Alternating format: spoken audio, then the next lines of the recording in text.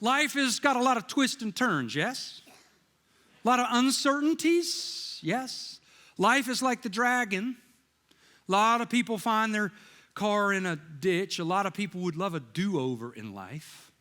A lot of people would like to get off the long and winding road. But a lot of people are there. And if you don't have any faith, you don't have a living relationship with Jesus Christ, I can understand.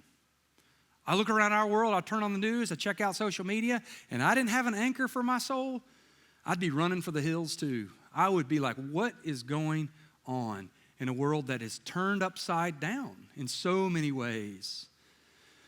So here's what I noticed lately. A lot of people along the road of life, their hood is up. They are looking and checking under the hood. Life is overheating. They're frustrated. They're moving nowhere. I get that. I see a lot of people. But what I don't get, and I need you to listen to me, and I need you to be challenged by it. I need you to be honest. What I don't get is how many, quote, Christians are struggling to allow God to navigate their one and only life. How many Christians are unable to navigate life today? How many Christians are Mr. Cloud, Mrs. Cloud, doom and gloom? You are hopeless. Your prayer life consists of a whole lot of problems if you have a prayer life. Mostly we just focus on our problems and not even our prayer. We don't consult God's word. We don't pray. We don't seek God's face. We don't believe that greater days can be ahead for us as a person, as a community, and as a nation. We don't. How many people today struggle? And here's what I'll say. I heard an old preacher say it, and boy, I don't even want to say these words, but these words are truth. I wonder if this is the reason why so many people are struggling today and unable to navigate life. Because believers today, we believe in a God that we do not trust. That's most people. That's probably most of us in this room today. We believe in a God we don't trust. It's evident by our lifestyles, evidenced by our finances, you name it. I can point to you. We sure affirm the evidence of God. I mean, the heavens declare the glory of God. I've said it, I'll say it again. You got to be a moron if you don't see the Creator in the creation. We affirm and love what Christ did on the cross for us all. Of course we do. That Christ would die and take the penalty of our sin on a cross, that we are sinners saved by God's grace and mercy. But boy, when you see people today, you see spiritual rhythms today, you see a lack of spiritual hunger today, you see all kinds of problems today, you can see it. We are a people that believe in God, but we don't trust Him, that He is who He says He is, and He will do what He says He will do, despite our circumstances and despite our trials and tribulations. So I'll kick off this sermon. I never like to call it a sermon, but guess what it is? It's a sermon. Old school. Heard an old school illustration about, really it just kind of brings home the point of what I want to say to you today. Kind of made me smile, made me walk into the living room where my wife was the other day, and I told her this, and it made her smile, and I just thought, wow, this is so cool. An older lady, she was a widow. She was struggling financially. She didn't have a lot to even put food on the table. It was a dark, kind of colder evening. She was on her back porch. She forgot about the cold because she was such in desperate need. She started to pray to God out loud on her back porch. God, I need you. I need you to provide for me. I'm kind of struggling right now. And I just need, right now, the tyranny, the urgent is I need food in my kitchen so I can eat. God, I need you to provide. The next morning, this is how old school this illustration was. She walked out on her front porch to get her morning newspaper. Does anybody still take the newspaper? Look at that, no one. When all of a sudden she opened the front door and the front porch was loaded with grocery bags. All kinds of groceries, all kinds of good stuff, not just canned pimento beans. when all of a sudden this old lady, she caught the fire. She started just saying, God, you did it. God, you did it. God, front porch, you did it. When all of a sudden a man jumped out of the bushes in her front yard. Said, God didn't do nothing, lady. I did it. You were praying so loud on your back porch last night, I had my bedroom window cracked.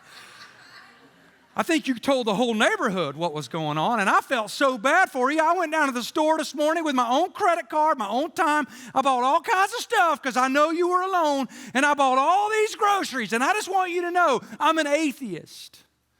And God didn't do nothing, lady. I did it for you there. But you couldn't dissuade the old lady. God, you did it. God, you did it. To which the man goes, are you not listening to me? God didn't do nothing. I did it. She simply said, God, I'm so thankful that you did it, and you made the devil pay for it.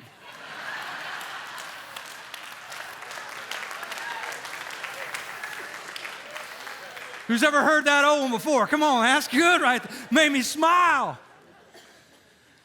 I'm praying for you that you can trust God. Do not believe in a God that you do not trust, and many of us do that. We jump into a new year, and I have a heavy heart. I want us to grow in our faith. I kind of feel like a pastor the other day, he was mentioning this, and I thought, wow, this is me because my son is making fun of me. Tired of my kids making fun of me. I feel like I'm a cool person. Some of you will make fun of me as well because I've noticed over the last 3 years in particular, I use a phrase a lot. I repeat myself a lot. And I've been making this statement too much. My son goes, Dad, you make it too much in church. Here's my statement. Let's see if you've heard me say this. The world has gone crazy. Brent, that's all you ever say. The world's gone crazy. But the world's gone crazy. And this pastor said, he goes, the world's gone crazy. I'm like, Mason, get your rear end in here and look at this wise guy talking right here. And he made this statement. He goes, the world's gone crazy, but the world is the world. The world's going to be the world. The world has been the world. The world will continue to be the world. A lot of turbulence, wind and waves, a lot of issues. The world is hopeless. But the church does not have to be or should be the world. And he goes, you know what I think anymore? And I thought, wow, this is astute. This is the perfect analogy. He goes, have you ever seen the TV show The Deadliest Catch?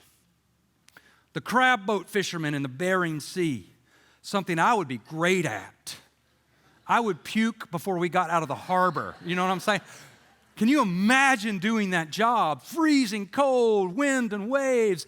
And he goes, you know what? Today, more than ever, I feel like I'm the captain of the crab boat, this pastor said, and my flock were the crew on board. And he goes, sometimes we just got to say, guys, stop for a minute. Let me make sure that we are on the right course, not to be battered by the wind and the waves and be pushed into the Bering Sea, but let me make sure that we are on that right path, and when we're on that right path, then we continue fishing. And I really feel like I'm the captain of this crazy boat. And you're like, well, Brent, Jesus is the captain. Absolutely. But I feel like, you know what? There are moments, and I feel it in my ministry like more than ever, that we have to just make sure we're on the right course. I look at you as like, hey, we're the crew.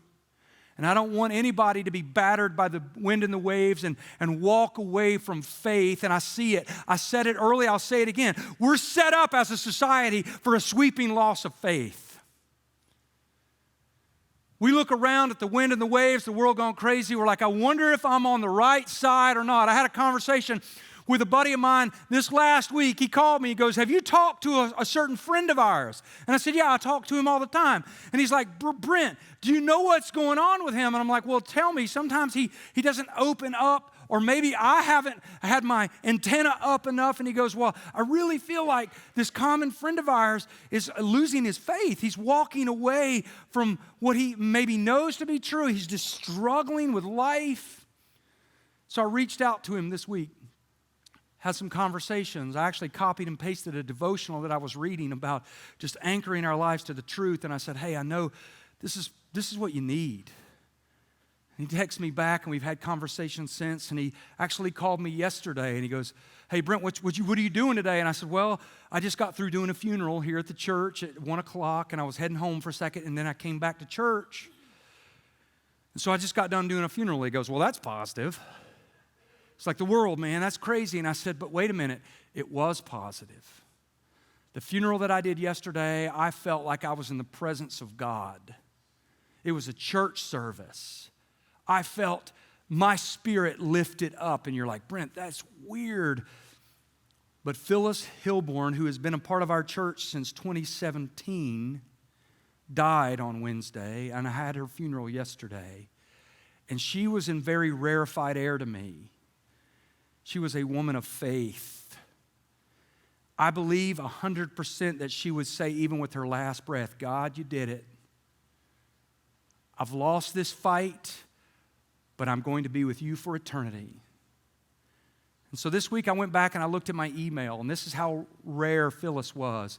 I stopped counting at over 200 emails that she has sent me in the last 4 years. All of them positive, all of them awesome. She would bring in food to the staff. Even going through some issues that she was going through health-wise, she would bring in food, cheeseburger sliders. Some of y'all need to pick up the baton here. She would bring in my favorite. I love this broccoli salad that she made, the one healthy thing that Phyllis made. But most awesome was her cinnamon rolls.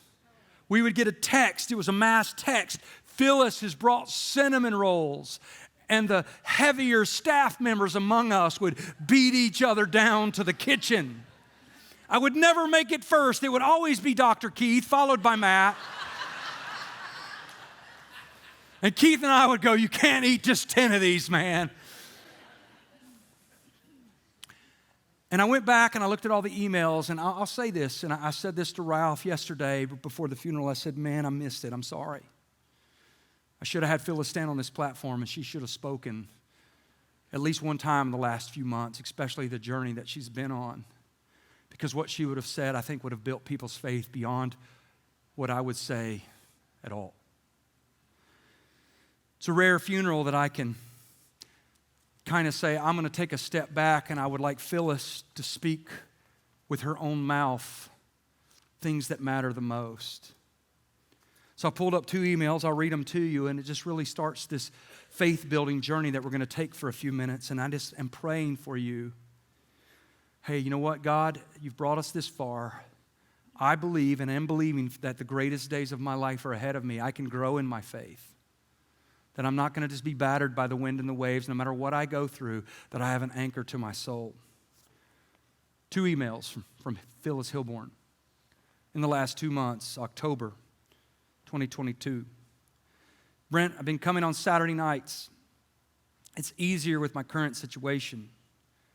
I so appreciate your messages, as they're always right on target.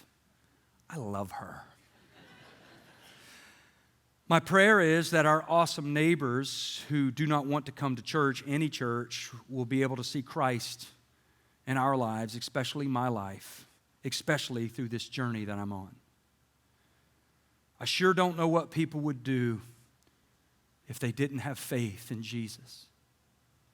I'm so thankful that my current situation isn't the determining factor of God's love. That's what the cross was for. Love and prayers, Phyllis. December the 16th. Brent, this will be my last email to you. Cancer is winning the battle. Please know God is using you to help so many people. So, Brent, keep encouraged. I'm so thankful I got to be a part of Pathways Church for the last 5 years. But more than that, I'm so glad to have the promise of heaven. I love you. I will see you again. Phyllis. Javon and I went to her house on Monday. She died on Wednesday. So thankful to Dr. Keith in the room, would check up on Ralph and Phyllis every day. Keith said, Brent, because I asked him to. He said, hey, would you want to go? And I said, absolutely. So Javon and I took off on Monday. We had gotten back and got back in the swing of things after last week and the holidays, and I just knew that time was imminent. So we went to her house off Boyd's Creek in Seymour. She was pretty incoherent. She was unconscious. She was struggling. All chemo, anything had been stopped. Hospice had been called in, and now the waiting game begins. So many of you have been in that very moment. She hadn't said a lot in 3 days, so I did my best. I jumped in as I would, just trying to say, Phyllis, I love you. I'm so thankful for you. And I was kind of kidding Ralph at the edge of the bed. Ralph, you got a lot to live up to, man. I hope you know how to make cinnamon rolls. Ralph looked at me with this look that only would say, Papa John's, right? I mean, he didn't. And I said, Phyllis, I just want you to know you've meant so much to me, more than you will ever know. She hadn't said a lot, but she perked up. Her daughter came to the edge of the bed and said, Brent, she hadn't said a lot in 3 days. And here's what Phyllis said. With everything that was going on, what could she say? Like, Brent, thank you, I need it. This sucks. I hate that. She said, Brent, you know what? I love you. I so appreciate you. I'm so thankful for you. And I'm like, but Phyllis, I love you. I'm thankful for you. And she just continued to be a person of faith until her last breath.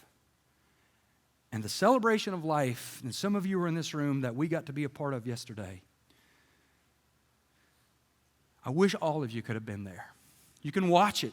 You can go on Ralph and Phyllis Hilborn's Facebook page, and it was on there. You can watch it, and you can listen to her kids stand here and talk about how much mom loved Jesus and how much mom loved mom, how much the mom loved them, and it was just unbelievable, this anchor that we had. And even though it was sad and I hated it, it was awful, I could see Ralph. They've been married for 55 years. I'm like, man, this is awful. You know what? We didn't walk out of this building hopeless because we have hope in Jesus Christ. And Phyllis, no matter what she went through in this awful journey, she never shrank back in her faith. She continued to hold her ground. And you know what? That brought her peace that passed any understanding. And some of us, we walk away from our faith when we have a hangnail.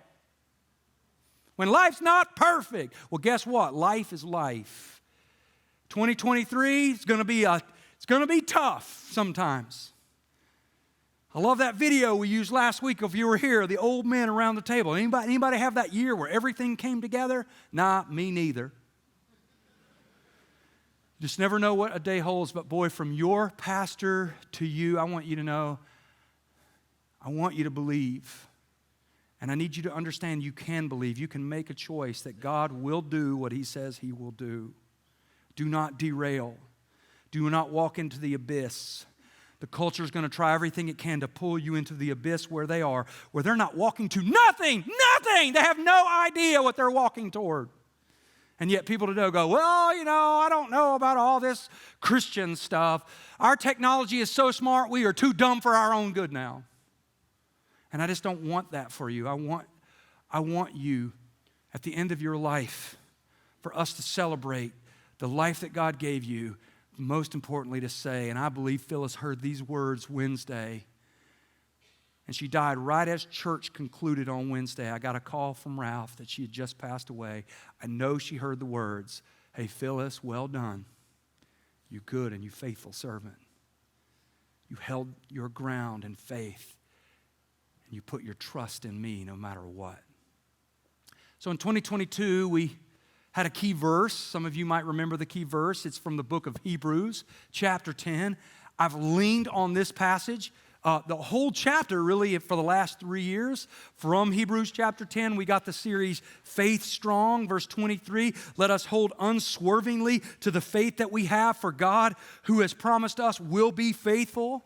Last year, Hebrews 10:39, and this is my prayer for you. It'll come on the screen. We do not belong to those who shrink back and are destroyed, but to those who have faith and are saved.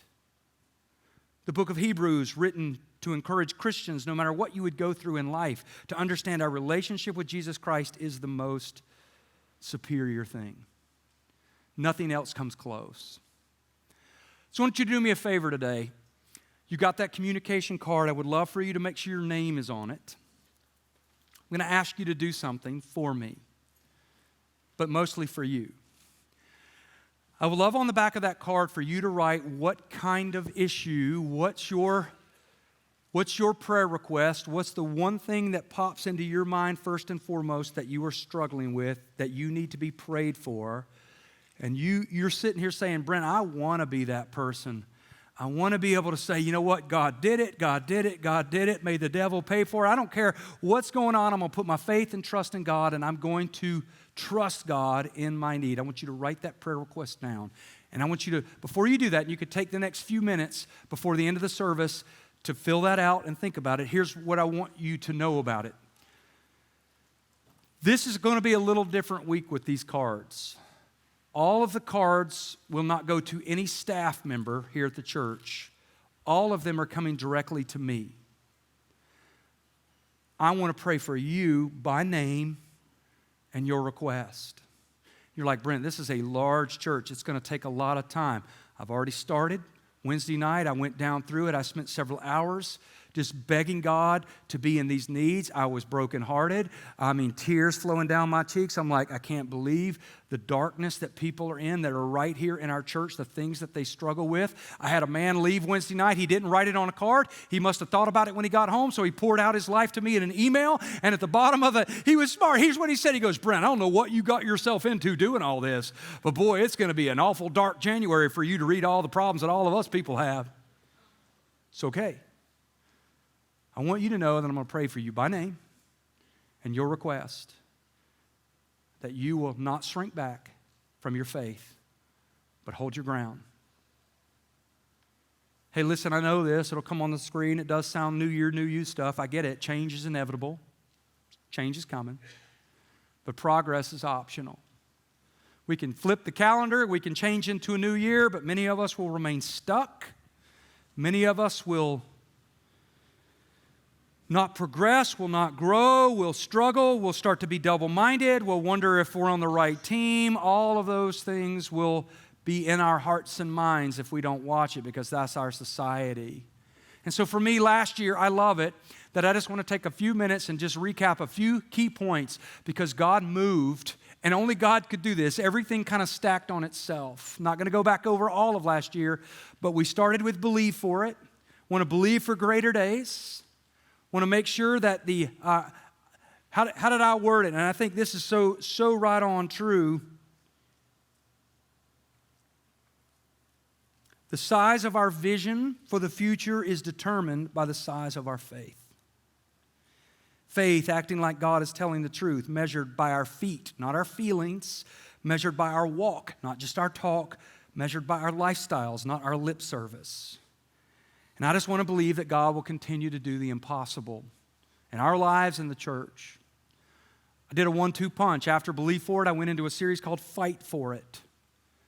Because I made this statement, and boy, this is where the rubber meets the road. Here's the rub. Ready? As much as we want to live on playgrounds in life, all of us love the playground. We just love that. We work hard, we play hard, right? We live on battlegrounds.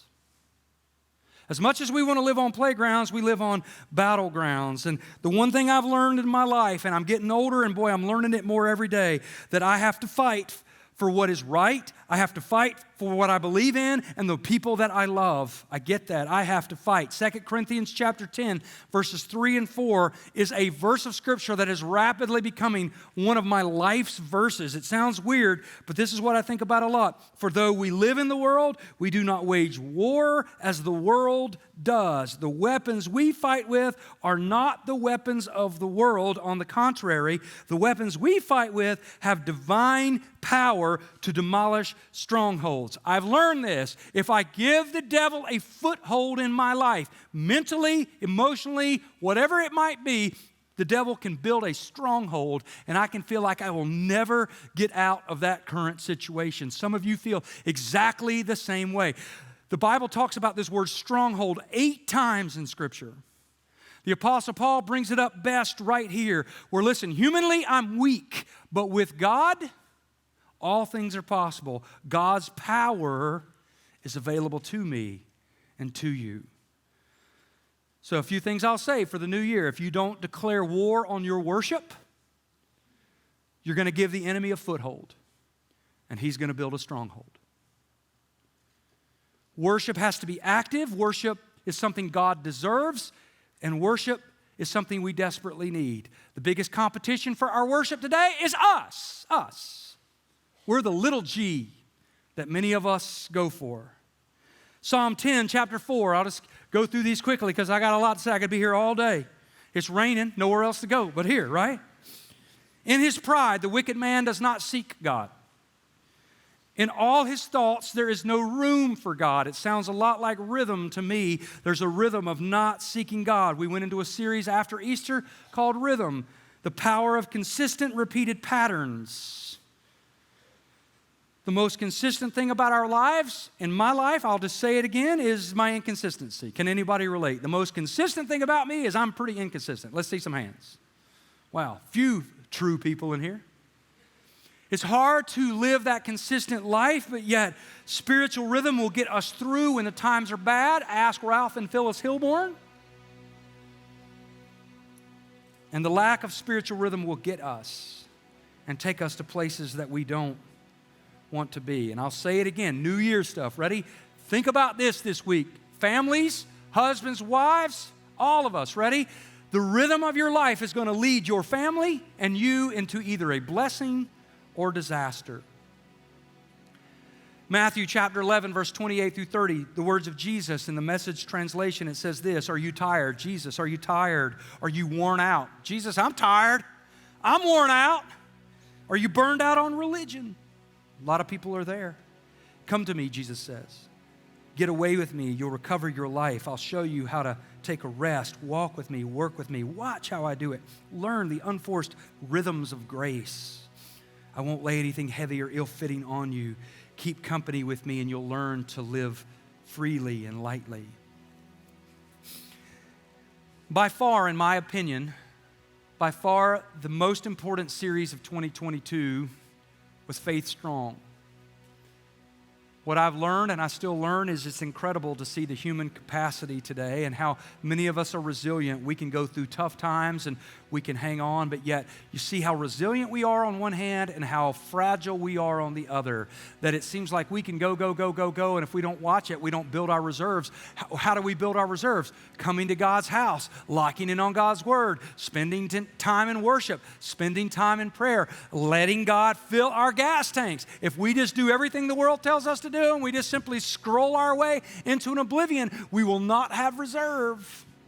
And that's what you see in people. You see people go, and then all of a sudden you see them plummet. And I can look at faces in our church. I can see a mom right now in my face who was a great wife, a great mother, and she just gave it all up. She walked away from her entire family. I see a pastor that I know by name who could preach circles around me. He could lavish up so much of God's goodness, but yet today he no longer pastors. He does not think he believes in Jesus anymore. It's easy to become that person that's so spiritually dry, your gas tank is empty.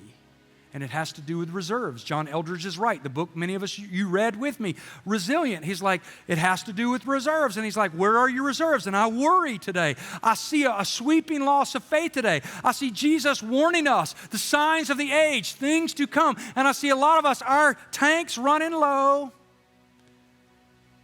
So John, in the book, brought it up. I hate to bring it up, but it's true. What happens if tomorrow there's another pandemic? We start back from square one. It's worse this time. Death is everywhere, like just everywhere. Would our faith stay intact? What happens if you go home after church today and your house burned down? That's kind of bad luck on a rainy day that your house burned down. But you're alive, your family's safe, but you lost everything that you worked your entire life for. Would you sit in the front yard and go, God, I need you more than ever. God, you need to do it. I don't know how, but I'm going to trust you. Or would you go, I don't understand how God would ever do this to me. I can't believe it. Hey, we live in a world of sin, death, and disease. We're called to live by faith. One day we'll see by sight, but today we walk by faith. Hebrews 11:1 says it best. Faith is what? Faith is confidence in what we hope for and assurance about things we do not see. Faith strong, that definition I think about often. In the heavy currents of life and culture, we have confidence in God to guide us, to shield us as we put our hope and our trust in our living relationship with Jesus Christ. So many of us are worn out. We walk into a new year worn out. So many of us, I really believe, if I ask you and I pressed you, hey, do you believe this year is going to be great? Some of you will be saying, well, I hope it's better than last year. Do we have faith that God is God? No matter what we go through, our eternity, our hope, our purpose, our why is intact. I asked you that earlier on in 2022. Why do you get out of bed every morning? You're like, that's a great question. I have no idea why I get out of bed. Can't be money, that's a result. What's your purpose? Why do we get up every single day? So many of us are losing the why. In my prayers, I just want, once again, hey, God, put into our lives, hey, the reason we live and breathe and have our being is because you made us and you got us, even though we live in the crazy world of sin, death, and disease. I wrote this the other day. Whatever we believe about the coming years, I think most of us, if we're smart, will agree that the strength of faith, the strength of heart and soul and mind is exactly what we need to take hold of the future. So what is the key to 2023? Hope you held on to that key. If you didn't get one, you're like, I didn't get a key. You missed church at Christmas. But we're going to still give you a key. You can get one at guest services. Go by and ask them. If they don't have it there, we're getting some more. We'll have them in the next few weeks. I want you to put this somewhere. What is the key to this year? I've been praying, God, give me a word. Let's keep it simple. Let's go down to a word. So the key really came to me, that rhymes, for 2023. October the 30th. That doesn't rhyme. October the 30th. It was the week after I preached a message called The Good Stuff. We were in the Built to Last series. A message on on marriage, Ephesians chapter 5. And I got a chance to talk about the word submission. And you could feel it in every service. Like, oh, that's an awful word. Brent, get off that word quick. Are you crazy? I wish you were me. I wish you could come up here and you could get into my body. Some of you are like, that's weird and creepy. But I wish you could have stood up here for 5 services when I talked about that word submission, that husbands submit to wives, wives submit to each other. I mean, we're yielding to each other. If you want a great marriage, it's not about you. It's about that other person, and you're 100%. Everything I said was awesome, but when I talk about the word submission, you could feel it. Like people are like, whoa. I went home and I wrote it in my journal on October 30th. God, that's the problem. The problem is we struggle with the word submission. Forget the horizontal relationships we have with each other, but mostly with you. Another word for submission is surrender. So the key to 2023, the word we're going to get after is the word surrender. Our main passage of Scripture that we're going to anchor off of, I believe, is most needed. James chapter 4, verse 7 and 8 and 10. Submit yourselves then to God, resist the devil, and he will flee from you. Come near to God, and he will come near to you. Wash your hands, you sinners. Purify your hearts, you double-minded. So many people there. Humble yourselves before the Lord. And here's the promise, Lou. We need this promise. And he, God, will lift you up. The key to 2023 is surrender. I'm going old school. In my left-hand top of my desk, handkerchief's been in my desk for years now. This belonged to my dad. My dad carried this in his pocket everywhere. He was a gentleman. He would lend a hand. I'm like, Dad, did you wash it?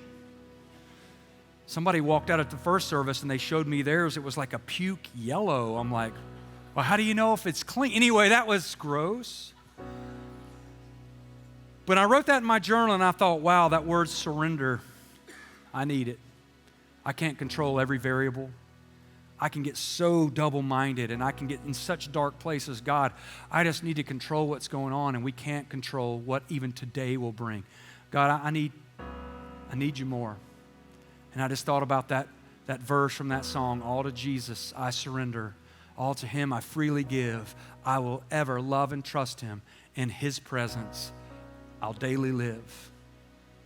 So we're going to throw in the towel this year. Some of you, it is so time to throw in the towel and say, God, I'm trying.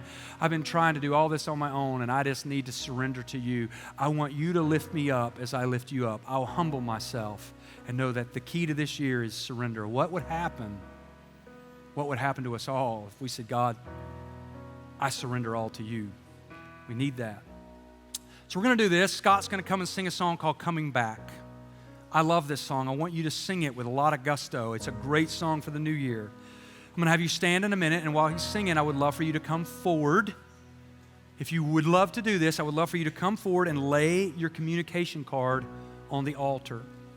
Those cards will be transported to me, and they're my eyes alone. And I want to pray for you by name and your request, and we're going to do life together. I am trusting and believing this is going to be a great year. Our church, yes, we'll talk about that, but our faith is most important. And I think surrendering to God is what we need. God, I surrender to you. I surrender to you. I humble myself. I come near to you. Come near to me. Lift me up. I love you. I'm thankful for you. If you don't want to step forward, there are buckets in the back. You can drop them off there. Everybody online, and by the way, thank you for watching. We have so many people watching online. I missed you guys. The first service today was the largest online engagement in a single service we have ever had, which is crazy, crazy good. A lot of people watching the service. Pastor Mike has directed you with a digital communication card how to send that to me, and I will get it. And I just want you to know I'm praying for you. I love you. Let's do life together. Next week is going to be a sweet week. Pastor Dan Seaborn, my friend, is bringing a message to begin the year as well, to win it home. And I just want us to go back and keep talking about that Built to Last series. I told you, it can't just end here. We're going to keep talking about winning it home. We're going to leave the home set up one more week. I'll be here next week. I can't wait. Sit in the front row and to listen to my friend Dan, who is going to bring a great message. And then 2 weeks from right now, we start a series, you guessed it, ready? Called White Flag. White Flag. It's needed.